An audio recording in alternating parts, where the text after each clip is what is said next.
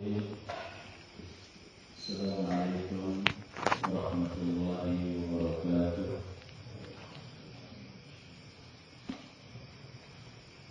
Innal hamdalillah nahmaduhu wa nasta'inuhu wa nastaghfiruh wa na'udzu billahi min shururi anfusina wa sayyiati a'malina.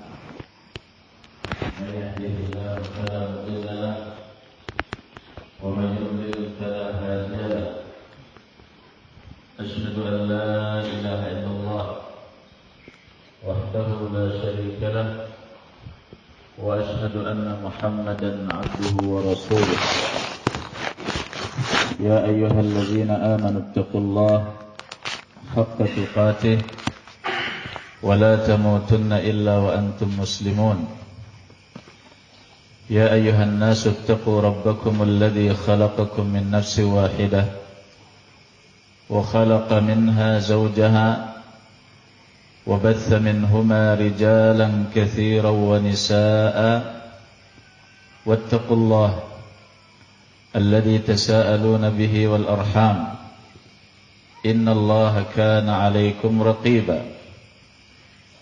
يا أيها الذين آمنوا اتقوا الله وقولوا قولا سديدا يصلح لكم أعمالكم ويغفر لكم ذنوبكم ومن يطع الله ورسوله فقد فاز فوزا عظيما. فإن أصدق الحديث كتاب الله وخير الهدي هدي محمد صلى الله عليه وسلم وشر الأمور محدثاتها فإن كل محدثة بدعة وكل بدعة ضلالة وكل ضلالة في النار. أيها الآباء والإخوان والأبناء rahimani wa rahimakumullah. Pada malam ini kita akan menyebutkan kisah salah seorang imamud dunya yang menghafal alfi hadis, 1.000.000 hadis. Salah satu dari imam madhab yang 4, yaitu Abu Abdullah Ahmad ibn Hanbal rahimahullahu ta'ala. Beliau adalah seorang imam yang zahid, zuhudnya luar biasa, yang mutawadhi', yang sangat tawadhu', memiliki ilmu yang luas. Disebutkan oleh Al-Imam Al-Zahabi rahimahullahu ta'ala bahwasanya beliau menghafal alfi hadis, yaitu 1.000.000 hadis. Dan beliau menulis dalam kitab Al-Musnad, kitab musnad yang paling besar, 40.000 hadis. Hanya sebagian kecil dari hadis yang beliau hafal, yang beliau tulis di dalam kitab Al-Musnad, Musnad Imam Ahmad.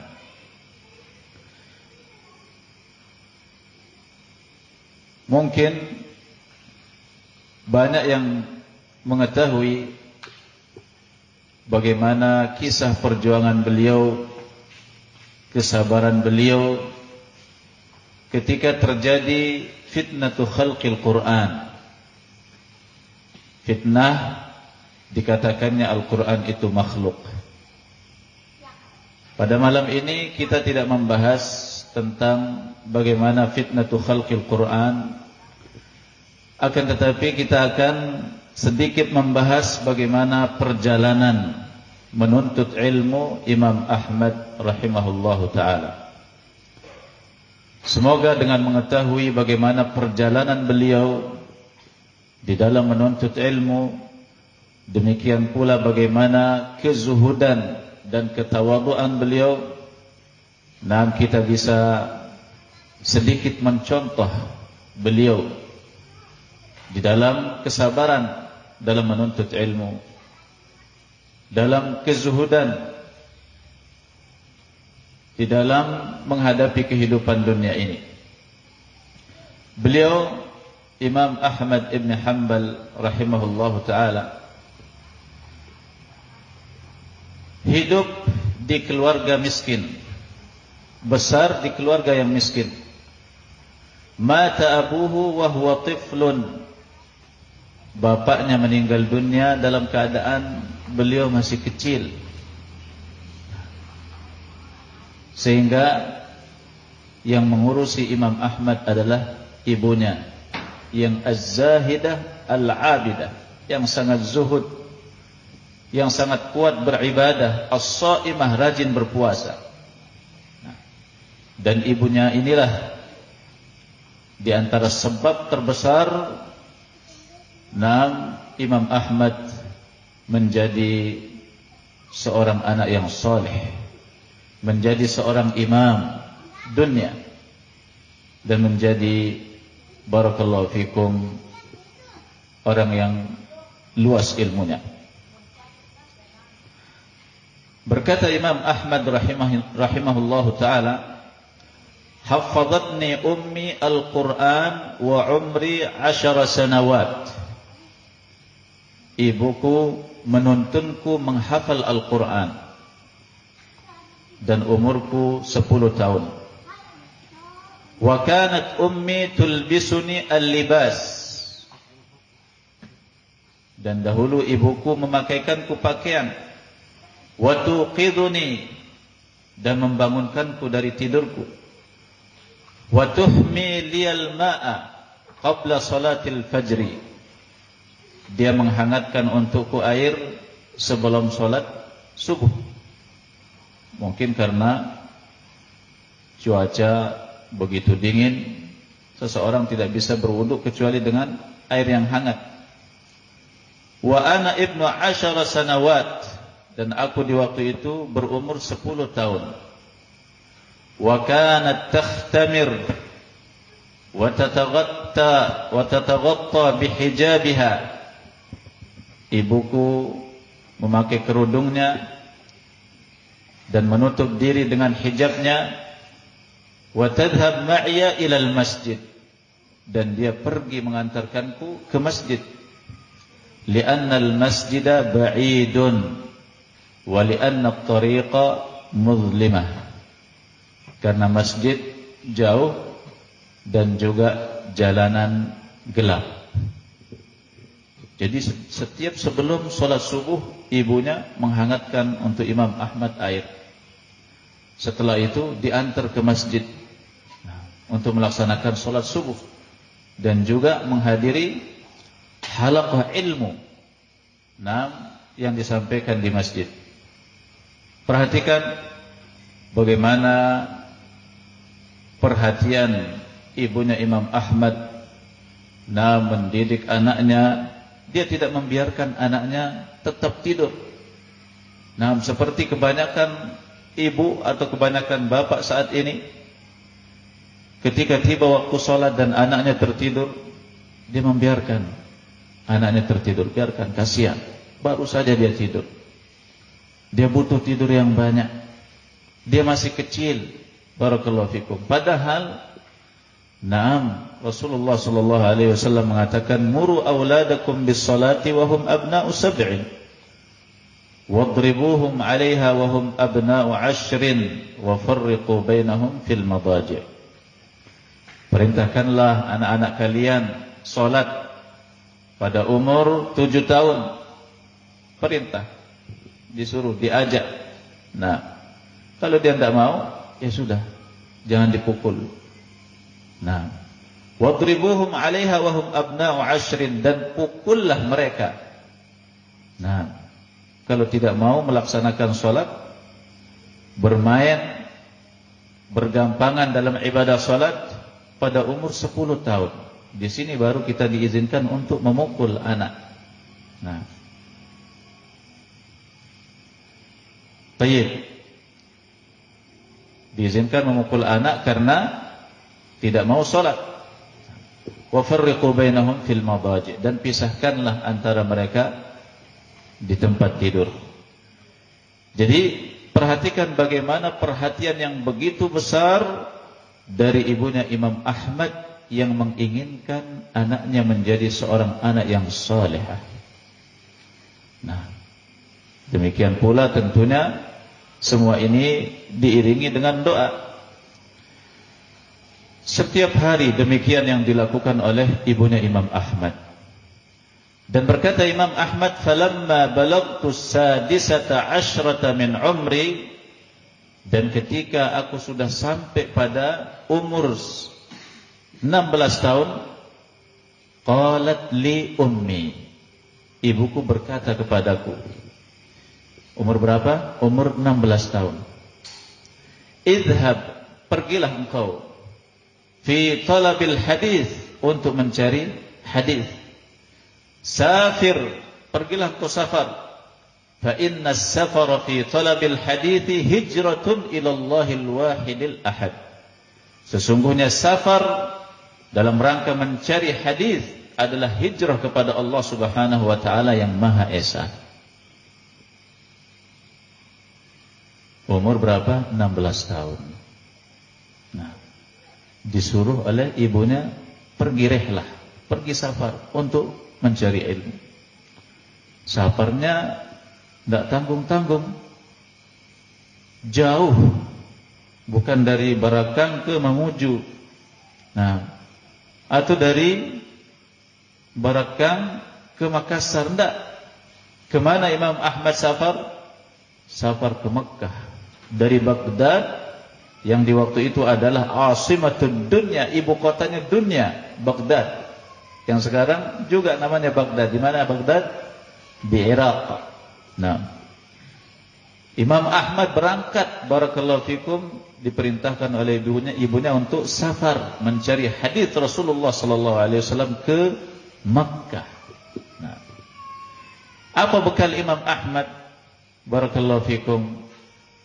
Nah, ketika beliau melakukan safar dalam rangka mencari hadis Rasulullah sallallahu alaihi wasallam, dalam rangka mencari ilmu, ibunya membikinkan untuk Imam Ahmad 10 potong roti.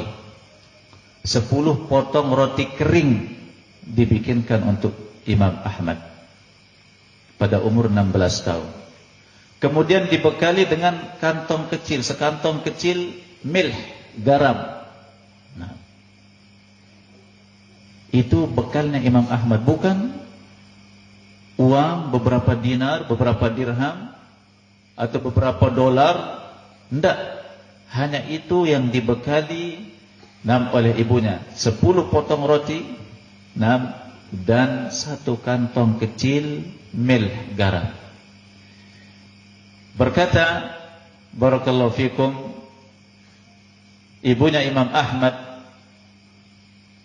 ketika Imam Ahmad hendak melakukan safar dalam rangka mencari hadis, "Ya bunayya, wahai anakku, innallaha idza studi'a syai'an la yudayyi'ahu abada."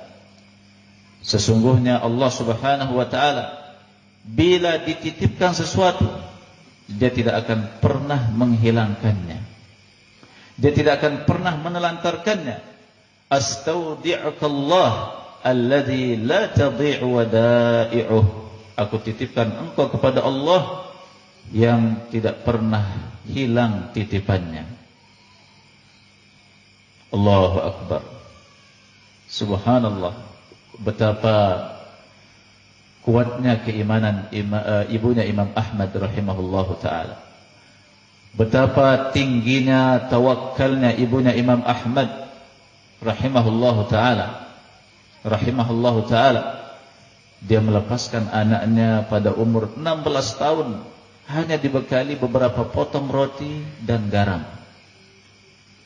Imam Ahmad dengan tekad yang kuat, semangat yang luar biasa, berkat didikan orang tuanya, barakallahu fikum, berangkat Imam Ahmad. Beliau tidak protes, beliau tidak mengatakan, aduh, masa 10 potong roti saja, mana uang? Mana ini dan mana itu? Waduh, mau kemana ini perjalanan? Nah, apalagi perjalanan zaman dahulu luar biasa. Ini perjalanan jalan kaki, bukan pakai bus atau pakai barakallahu fikum motor, mobil pribadi atau pesawat, jalan kaki. Nah, jalan kaki.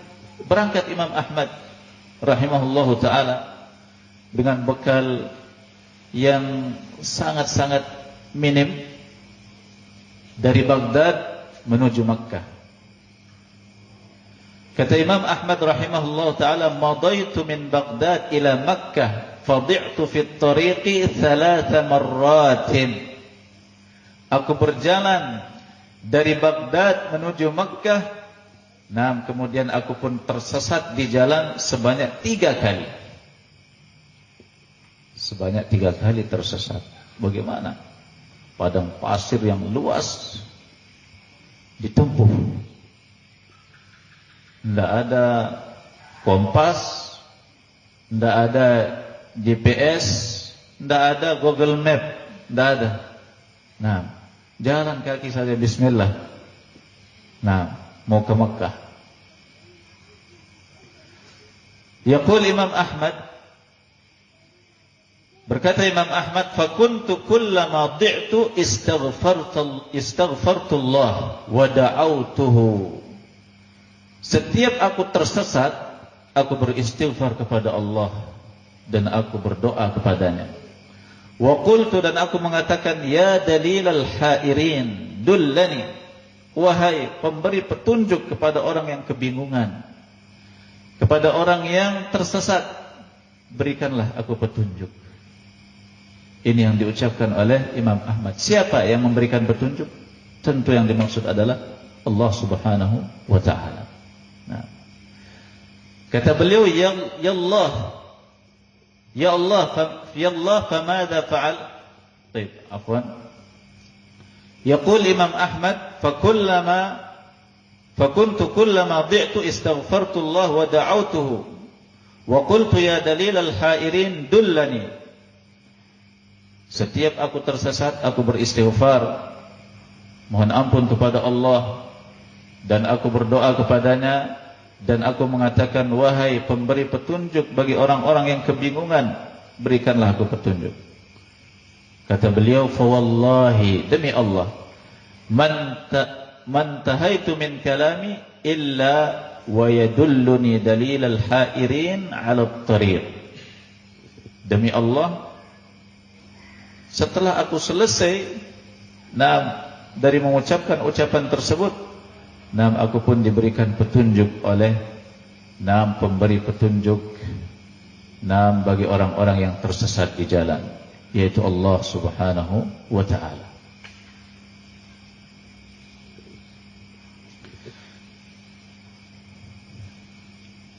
Kemudian setelah 3 kali tersesat, Imam Ahmad pun sampai ke Makkah. Fa akhadha hadits Makkah. Kemudian beliau mengambil hadis-hadis para ulama yang ada di Makkah. Setelah habis hadis-hadis para ulama yang ada di Makkah, safara ila al-Yaman. Beliau melanjutkan perjalanan menuju negeri Yaman. Ila San'a, ke San'a. San'a ini ibu kotanya Yaman. Siapa yang dituju oleh Imam Ahmad? Abdul Razzaq ibn Hammam as-San'ani, seorang ulama besar, seorang muhaddits di waktu itu. Imam Ahmad dari Makkah menuju Al-Yaman. Ini juga perjalanan jauh, luar biasa. Pakai bus saja itu sehari semalam. Ya, dari Yaman ke Makkah itu sehari semalam pakai bus. Ini Imam Ahmad jalan kaki. Barakallahu fikum. Dan ketika beliau di perjalanan, beliau tersesat untuk yang keempat kalinya.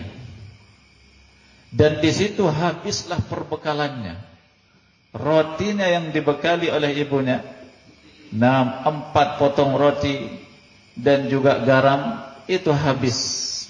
Nah, dia Imam Ahmad tidak punya uang dirham, tidak punya dinar, tidak punya apa-apa. Terus apa yang dilakukan oleh Imam Ahmad untuk bisa melanjutkan perjalanan menuju kota Sana'a, bertemu dengan Imam Abdul Razzaq Ibn Hammam As-San'ani? Beliau menyewakan dirinya kepada para petani yang sedang panen. Saya mau kerja dulu beberapa hari supaya bisalah dapat uang beberapa untuk melanjutkan perjalanan. Dan beliau menyewakan dirinya selama 3 hari bekerja sebagai buruh. Barakallahu fikum, pekerja kasar. Untuk apa barakallahu fikum? Bukan untuk mengumpulkan harta, tetapi supaya bisa melanjutkan perjalanan rihlah dalam rangka talabul ilm ke seorang alim, Abdul Razzaq Ibn Hammam As-San'ani rahimahumullah. Barulah kemudian setelah itu Imam Ahmad melanjutkan perjalanan dan bertemu dengan Al-Imam Abdul Razzaq Ibn Hammam As-San'ani. Ini adalah sedikit dari kisah perjalanan talabul ilm Imam Ahmad rahimahullahu ta'ala. Adapun terkait dengan ibadah beliau adalah seorang imam yang sangat kuat di dalam ibadah. Berkata anak beliau Abdullah ibn Ahmad ibn Hanbal, "Kana abi yusalli min ghairil fara'idhi fil yawmi wal laylati 300 rak'atin." Dahulu bapakku salat selain salat fardu, yakni selain salat fardu yang 5, sehari semalam sebanyak 300 rakaat. Salatnya Imam Ahmad sehari semalam selain salat fardu. Berarti masuk di sini sunnah rawatib qabliyah dan ba'diyahnya, salat duhanya, salat tahajudnya, salat-salat sunnah yang lain, sampai 300 rakaat sehari semalam. Kalau dibayang-bayangkan 300 rakaat sehari semalam, kapan makannya Imam Ahmad? Kapan dia bersama keluarganya? Kapan dia ini, kapan dia itu, kapan dia itu? Kalau dihitung-hitung habis waktu 24 jam. Barakallahu fikum. Tapi demikianlah keberkahan waktu yang diberikan oleh Allah Subhanahu wa ta'ala. Terkadang amalan yang begitu besar bisa dilakukan dengan singkat, karena keberkahan dari Allah Subhanahu wa ta'ala.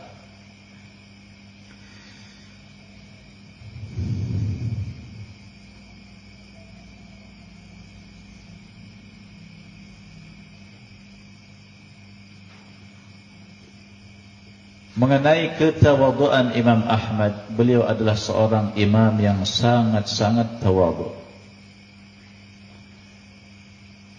Berkata ba'dul huffaz, sebagian huffaz, ra'ayna al-Imam Ahmad nazala ila suqi Baghdad.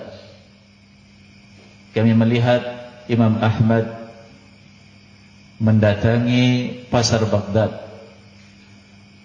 Fashtara huzmatan minal hatab. Kemudian beliau membeli seikat kayu. Wa ja'alaha ala katifihi. Kemudian beliau meletakkannya di pundaknya, dipikul sendiri.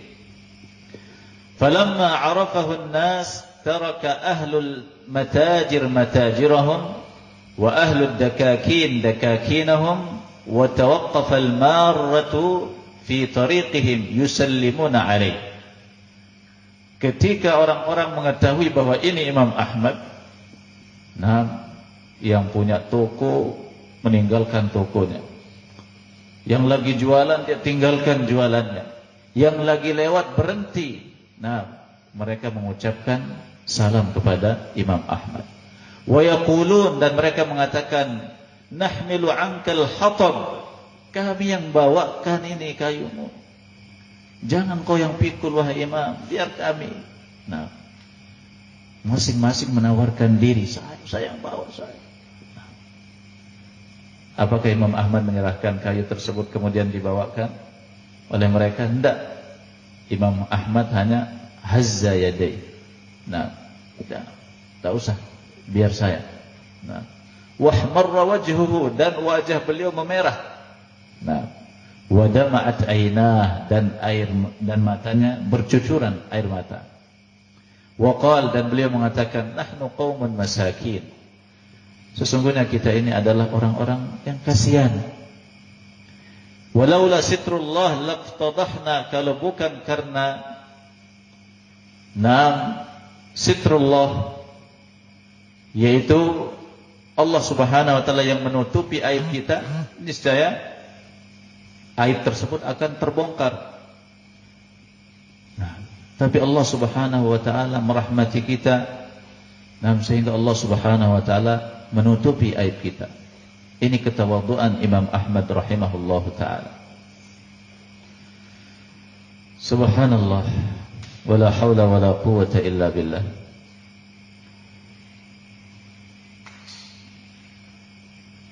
Berkata anak beliau Abdullah ibn Ahmad ibn Hanbal, baqiyat hida'a abi fi rijlihi 18 sanah. Sendalnya bapakku, yaitu Imam Ahmad, bertahan di kakinya selama 18 tahun. Jadi sandalnya Imam Ahmad beliau pakai selama 18 tahun. Nah, kullama kharamat khasafaha biyadi. Setiap sandalnya itu sobek, putus, beliau yang sendiri yang menambalnya, yang menjahitnya, yang memperbaikinya. Nah, subhanallah, wala haula wala quwwata illa billah. Nah, 18 tahun sendal dipakai itu bagaimana bentuknya? Nah, sedangkan sendal kita saja sudah berapa bulan sudah Allahu a'lam. Nah, 1 tahun sudah berapa kali ganti sendal. Nah, bahkan ada mungkin yang punya sendal, koleksi sendal, banyak sendalnya, banyak sepatunya. Hari ini lain sepatunya, besok lain lagi. Nah, barakallahu. Perhatikan bagaimana kezuhudan Imam Ahmad rahimahullahu ta'ala. Nah, dunia itu tidak ada apa-apanya di hadapan beliau. Adapun kebaikan akhlak beliau, beliau mengatakan rahimallahu umma salih. Semoga Allah merahmati Ummu Saleh. Ummu Saleh ini adalah istri beliau. Waqad tufiyat, dan beliau telah meninggal dunia. Sahabatni 30 sanatan wallahi ma ikhtalaftu ana wa iyyaha fi kalimatin wahidatin. Dia telah menemaniku selama 30 tahun, yaitu Ummu Saleh. Demi Allah, aku tidak pernah berselisih dengannya, walaupun dalam satu kalimat. Selama 30 tahun Imam Ahmad hidup bersama Ummu Saleh, menjalin rumah tangga tidak pernah kelahi, bayangkan. Tidak pernah walaupun satu kalimat. Nah, yang namanya kehidupan rumah tangga pasti ada cekcok, ada masalah, kadang marah, kadang salah paham, kadang ini. Nah, tapi di sini apa? Menunjukkan bagaimana bagusnya akhlaknya Imam Ahmad. Beliau banyak mengalah, dan juga Ummu Saleh adalah seorang istri yang salihah. Nah, apa yang tidak disukai oleh Imam Ahmad, dia tidak melaksanakannya atau tidak melakukannya. Apa yang diperintahkan oleh Imam Ahmad, selama itu adalah perkara ma'ruf, dia berusaha melakukannya secepat mungkin. Dan Imam Ahmad banyak mengalah ketika mungkin terlihat dari istrinya sesuatu yang membuat Imam Ahmad marah. Selama itu adalah perkara yang wajar dan bukan kemaksiatan kepada Allah Subhanahu wa ta'ala.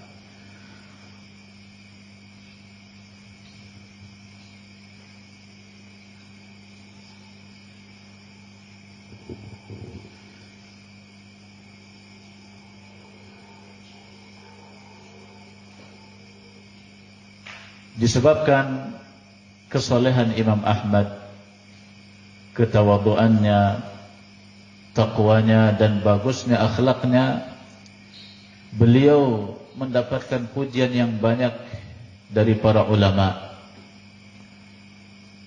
dan juga dari lawan, bukan hanya kawan, tapi juga dari lawan.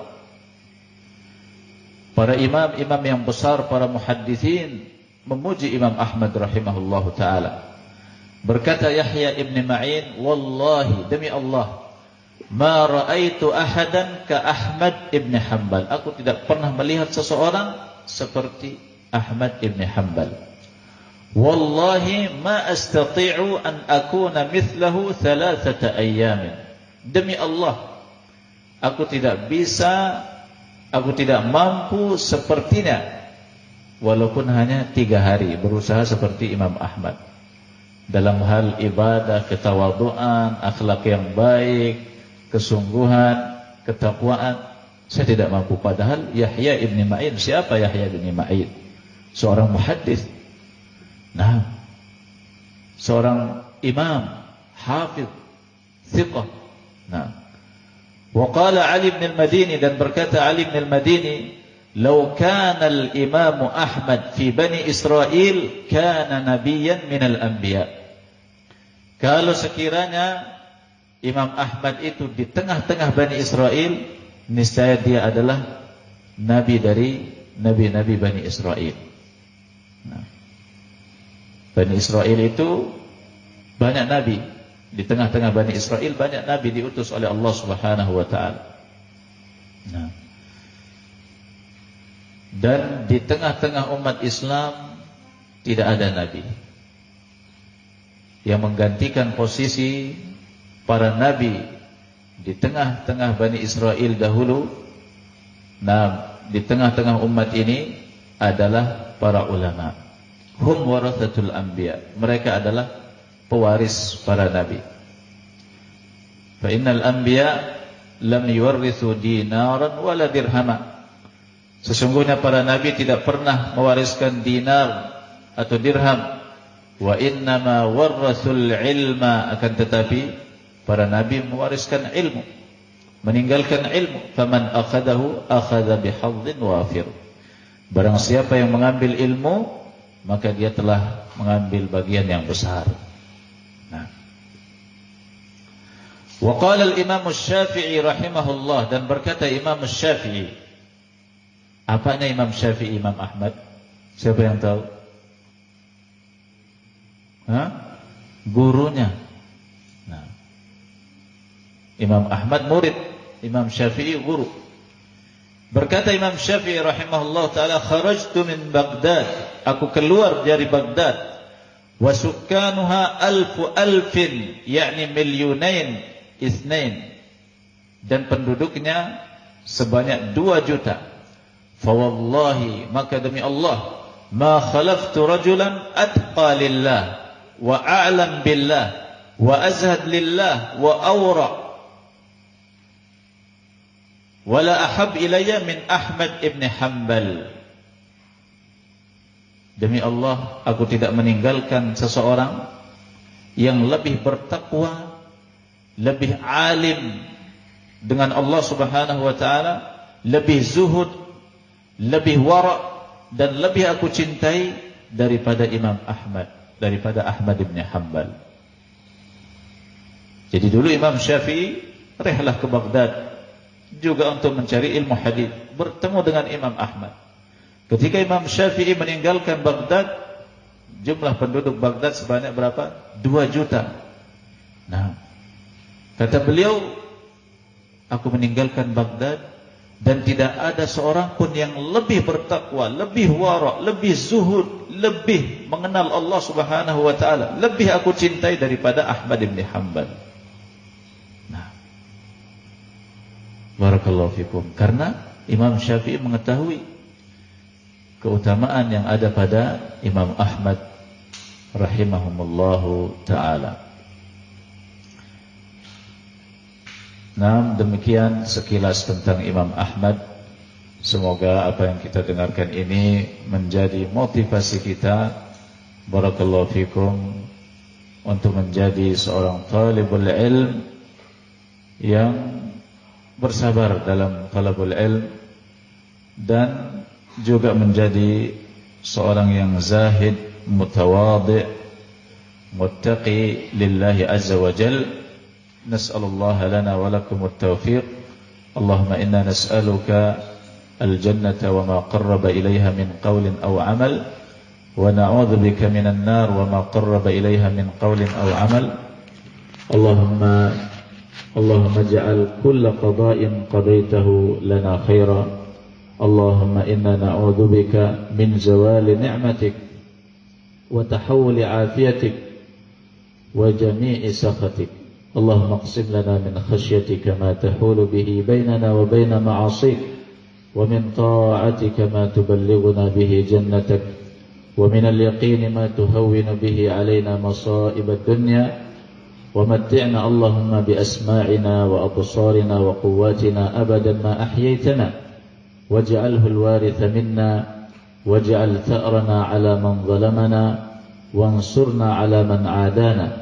اللهم لا تجعل مصيبتنا في ديننا ولا تجعل الدنيا أكبر همنا ولا تسلط علينا من لا يخافك فينا ولا يرحمنا. وآخر دعوانا أن الحمد لله رب العالمين.